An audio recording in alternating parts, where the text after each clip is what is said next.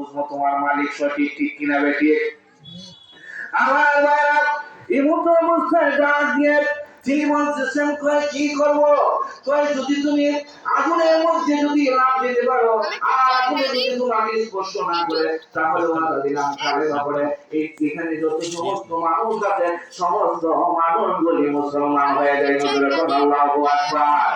আমার ভাইরা ডাক দিয়ে কয় মুসলমান ফকির আমরা ওয়াদা দিলাম যদি তুমি আগুন থেকে বাহির হতে পারো তাহলে আমরা আর জীবনে আগুনের পূজা করবো না, আমরা তোমাকে অনুসরণ করে তোমার ধর্মকে অনুসরণ করে আমরা মুসলমান হয়ে যাই।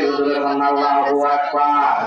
এমনিভাবে আল্লাহর ওলি খাজা কারিমের রাহমাতুল্লাহি আলাইহি ওইখানে ব্রাহ্মণের একটি ছেলে ছিল।